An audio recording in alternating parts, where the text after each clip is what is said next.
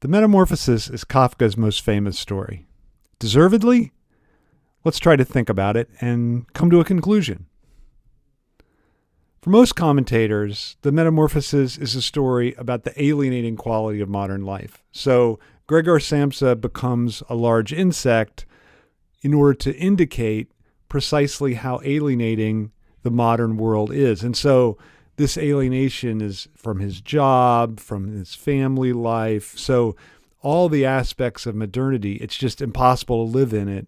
And the idea is that his transformation is the result of this. And then what we're seeing subsequently in the rest of the story is what it's like to live as an alienated subject in modernity. I think that's not bad. That has some explanatory power, I think.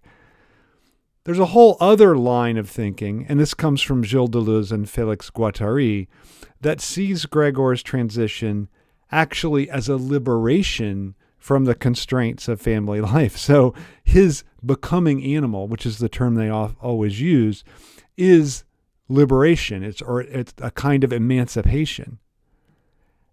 And this is what they call it. They call it becoming animal, and that's a way of getting out of the rigid social roles that are assigned to him as a human being. So becoming animal, it's not just Gregor. There are other figures of this in Kafka, they think. Becoming animal is the way to get out of the control that society has. Gregor becomes a cockroach, they say, not to flee his father, but rather to find an escape to where his father didn't know to find one, in order to flee the director, the business, and the bureaucrats, to reach that region where the voice no longer does anything but hum. So Gregor's loss of a voice, Deleuze and Guattari think, is actually a liberation from the signifier and its constraint. Now, this idea that Gregor escapes through animality, I find a little dubious, simply because it's tough to make sense of this when we see how miserable Gregor's life is after the change. There is a little bit of he gets used to his body, he kind of enjoys hanging upside down, but in general, it's pretty bad. He's pretty badly off. And so the idea that this is some kind of emancipation, I think, is difficult to swallow.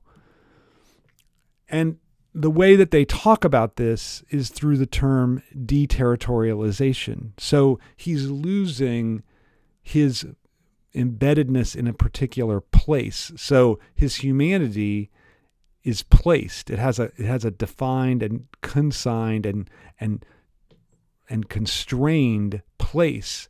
And as he becomes animal, he is deterritorialized, and place ceases to matter. He ceases to be held in to a certain place. Although, of course, in the story, he actually gets penned into his room and can never leave. He never leaves his room. So there's a way in which he's even more territorialized as a giant insect. So I think that's another way in which this reading is a little tough to swallow. And this transformation, I want to say, against what Deleuze and Guattari are saying, and I think against the alienation thesis as well, that the transformation actually indicates how we view those who are no longer productive. So I think this is Kafka's exploration of what happens to you when you fall out of productive society, especially in modernity. And as an animal, Gregor no longer fits within his assigned social position. So he becomes an animal, I think Kafka is indicating, when he no longer fits perfectly within this societal role. And the animal, I think Kafka's wager and his way of figuring the animal is as a figure of social excess. That is, a figure that doesn't fit within the constraints of society. So once Gregor no longer fits, or doesn't even, just gets out a little bit of the constraint, he becomes an animal to signify this positioning of himself as excess. And it's interesting that Gregor was the main and really only breadwinner for the family, and he was working to pay off the debt of his father. This is a bad position to be in when your father bequeaths you not an inheritance, but a debt. His dad isn't dead yet, but he nonetheless has given Gregor this debt, and Gregor has to work to make it up. And I think it's really important, the role that debt plays in the story, because being indebted is the basic situation of the contemporary subject, the modern subject. And this indebtedness is the way that ideology keeps a hold on the subject. So insofar as you feel indebted, you don't feel like you can do anything to fight against your situation. Instead, you have to work hard to get rid of the debt, which is unending. You never get rid of it. The debt is made to never be paid off. And this incredible labor that you do is what blocks any kind of collective organizing or collective action that might change the overall situation. So debt individualizes at the same time that it renders one ideologically trapped.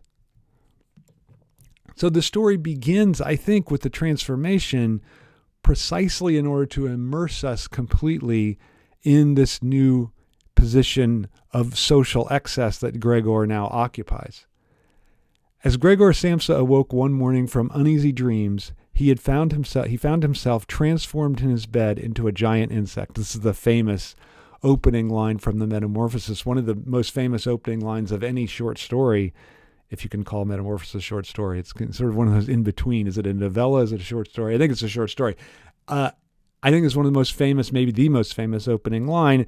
And it's interesting that Kafka begins by laying all his cards on the table. He doesn't give us a sense of who Gregor Samsa was before the transformation. Subsequently, we learn about that.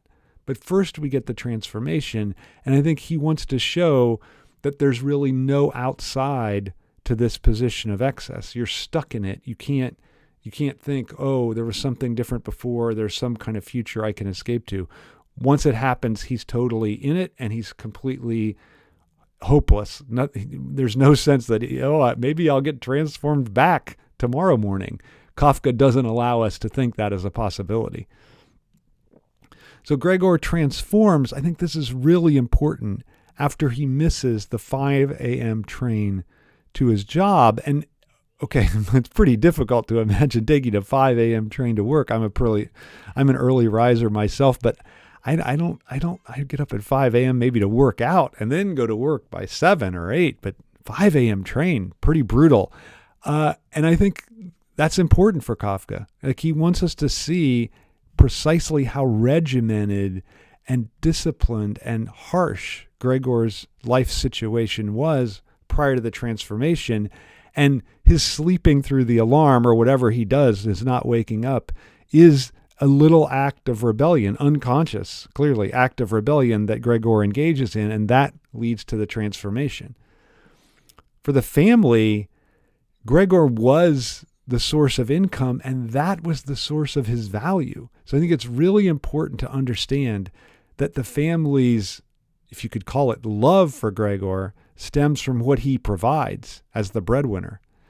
And this job that he has is completely alienating because it doesn't allow him to connect with anyone else. So he lives a totally isolated life. And again, I think this is where the thesis that the story is about alienation has some merit, except you have to, I think, define what is the alienation, that it's his put in this position outside of the social role. He doesn't fit. This lack of fitting, this inability to fit in, is, I think, the crucial thing that Kafka is getting at.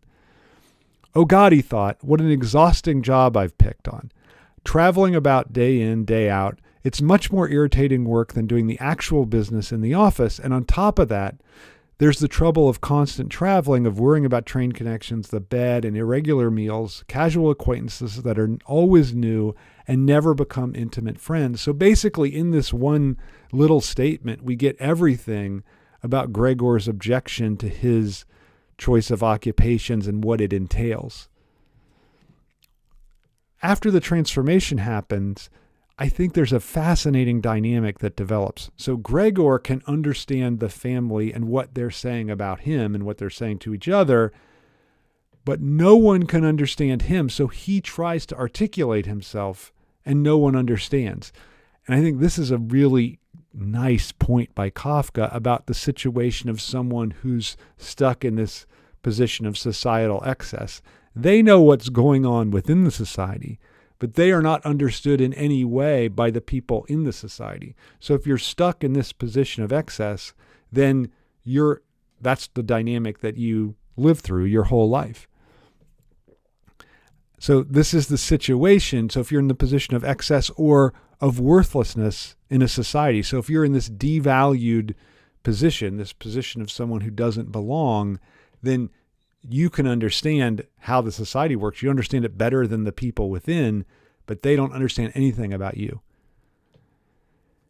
And in fact, they take no interest in Gregor or in the people that are in this position, except as maybe a curiosity. And I think this is one of the most interesting moments of David Lynch's film, The Elephant Man, which is inspired, I think, in some way by Kafka's Metamorphosis, except in a certain way, John Merrick, who is the Elephant Man, is undergoing a metamorphosis in the other way. That is, he is this figure of non-belonging who's brought into the society, so he has a place and he fits, but then he never really fits fully. So this scene I'm going to show, it's after he's been brought in, but the night watchman at the hospital where he lives brings people to partake in the curiosity of the Elephant Man every evening, and it's this nightly torture that he undergoes, although he doesn't tell anybody about it, which is because he doesn't feel secure in his status of fitting in. So let's just watch this torture that he undergoes, and I think this is part of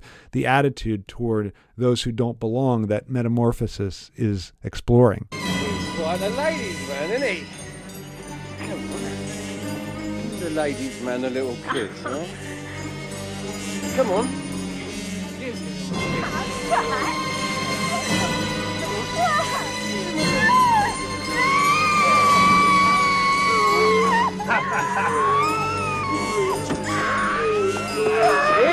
Here, that's enough for a man.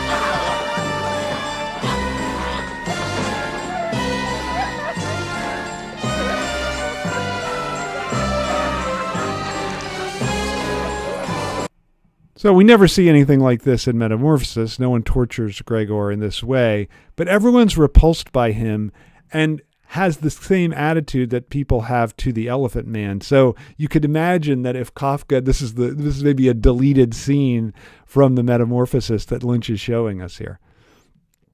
So initially, Gregor's sister Greta feels pity for him and tries to take care of him, gives him food, lays out different foods, tries to see what he likes. But eventually this pity disappears, and then she is just as repulsed by him as everyone else and wants to get rid of him. And it's important that the chief clerk comes to check on Gregor. He's late to work just one time, and the chief clerk is already there checking up on him. So this just shows the incredible suspicion and the lack of security that he has in his position. So he's always on the verge of being thrust into this position of the outsider, which is the position that he occupies once he becomes a giant insect. This is what the chief clerk says to him. He says, "I thought you were a quiet, dependable person, and now all at once you seem bent on making a disgraceful exhibition of yourself." So he immediately, Gregor doesn't come to work, is late for work one day, and all of a sudden we get this invective delivered against him. And Gregor tries to calm him down when he talks to him, but he can't be understood. And I think this is, again, Kafka's point, that once you're in this position of the outsider, the one who isn't valuable, the one who's excessive in relative to the society, then you cannot be understood. And this inability to earn money even causes him self-shame. He even forgets that he's been transformed and just feels the shame of not earning money at times. At first, whenever the need for earning money was mentioned, Gregor let go his hold on the door and threw himself down on the cool leather sofa beside it. He felt so hot with grief and shame. So the shame for not being able to fulfill this social role that he's been fulfilling, that comes with being in this position of excess relative to the society. And without recognition from the family and the society, Gregor actually loses his appetite. So he no longer wants to eat even to sustain himself, precisely because it's the recognition that actually keeps him and all of us alive and functioning. So he's unable to exist in this position of social excess and can't really even sustain himself there. But the transformation actually revives Gregor's father, who starts to dress nicely, goes back to work, has his job, and he then becomes the chief breadwinner for the family. And as Gregor moves into the position of excess, so his father again becomes revitalized by Gregor's transformation. And then toward the end of the story, the father starts to attack Gregor by pelting him with apples, basically. And he ends up badly injuring him, and one of the apples stays stuck in his back and then rots there. And I think this is really important, that the apple is the fruit. So the apple, of course, is the fruit of original sin. And here he's using this fruit of transgression to try to repulse this figure who has become, it's what his son has become. So he's using the apple as the fruit of sin in order to get rid of this social excess, which is, in a way, it's the marker of sin. So he's trying to use the sin to get rid of the sin. And this attack is really an attempt to eliminate this useless excess in society. And I think it's interesting. This is almost, by Kafka, a critique of fascism. Because what fascism does is it labels one part of the society a useless excess, and then it says, let's get rid of that. So either the excess can be the Jew, as Nazism tries to figure it. It can be the immigrant. It can be whatever fits in that position of excess. The fascist says, let's get rid of that, and then society will be perfectly balanced. And that's what Gregor's father is trying to do here, get rid of the excess.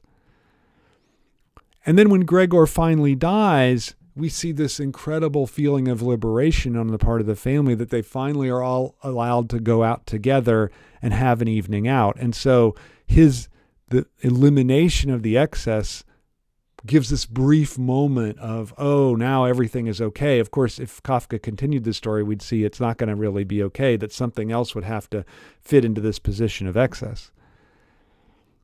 So there's just a moment of pleasure in getting rid of what's non-productive and excessive.